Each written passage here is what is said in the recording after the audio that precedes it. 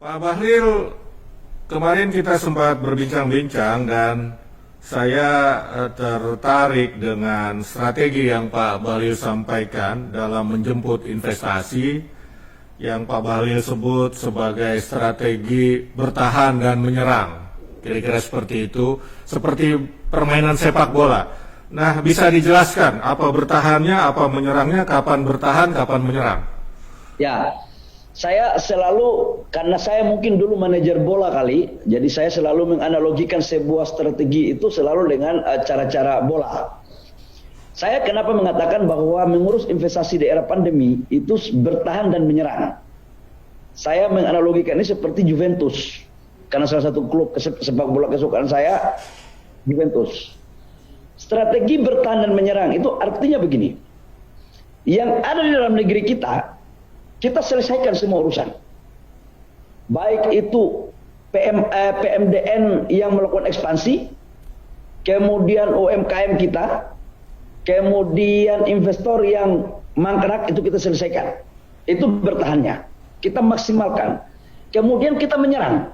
Sekali-sekali menyerang. Jangan menyerang terus, kenapa? Kondisi di luar itu FDI di hampir semua lembaga dunia mengatakan bahwa foreign direct investment dunia itu menurun 30-40%. Maka kita membidiknya itu membidik yang pas, sasaran yang pas. Caranya adalah, contoh katakanlah kita kemarin 7 perusahaan relokasi dari China. Yang 2018-2019 oleh Bapak Presiden mengatakan bahwa nggak ada yang relokasi ke China. Kita kemarin akhirnya berhasil 7 kita datangkan. Dan sekarang sudah groundbreaking. Di akhir Desember sebagian sudah berproduksi. Ini yang saya maksudkan adalah bertahan dan menyerang. Kemudian ada 117 perusahaan lain, 17 perusahaan lain yang sudah kita fasilitasi kurang lebih sekitar 70-80%.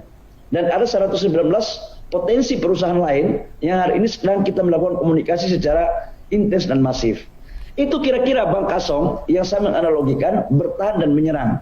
Jangan kita menyerang aja kepada sesuatu yang belum pasti. Kemudian yang ada di depan mata nggak kita clearkan. Jadi caranya adalah kita clearkan di depan mata yang sungguh-sungguh, tapi ya jangan yang bohong-bohong, yang sungguh-sungguh. Kita percepat izin mereka, kita kasih insentif kalau memang dia butuhkan. Kita urus lahan mereka, kita tanyain mereka apa persoalannya. Negara harus hadir. Dalam posisi seperti ini tidak boleh ada merasa lambat, karena masalah bangsa ini harus berpikirnya out of the box. Ini di luar kelaziman, jadi jangan pakai cara-cara normal. Cara-cara tidak normal harus dipakai. Maka hari ini pahlawan yang akan menyelesaikan masalah bangsa dalam konteks ekonomi itu pengusaha. Nah, negara yang dijalankan oleh pemerintah itu sebagai pelayan rakyat. Makanya di BKPM sekarang saya menganalogikan tidak boleh lagi kita seperti orang yang selalu membutuhkan kita dan seolah-olah menganggap bahwa ini tahta kekuasaannya lebih tinggi. Harus duduk sama rendah, berdiri sama tinggi dengan satu solusi yang baik untuk bagaimana memberikan suatu langkah-langkah komprehensif dan terukur untuk pengembangan ekonomi nasional.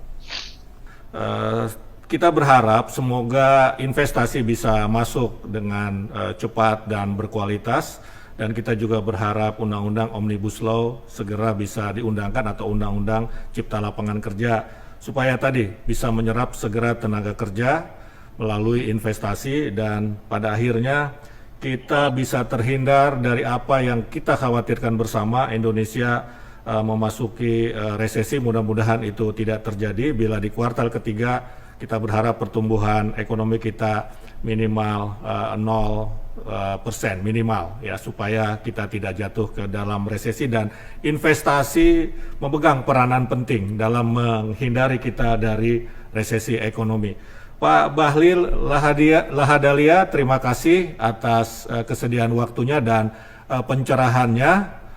Saya Usman Kansong mengucapkan terima kasih. Salam sehat dan sukses buat Pak Bahlil dan BKPM. Siap, makasih Bang ya, terima kasih. Wabillahi taufiq wal hidayah. Wassalamualaikum warahmatullahi wabarakatuh. Shalom, salam sejahtera untuk kita semua.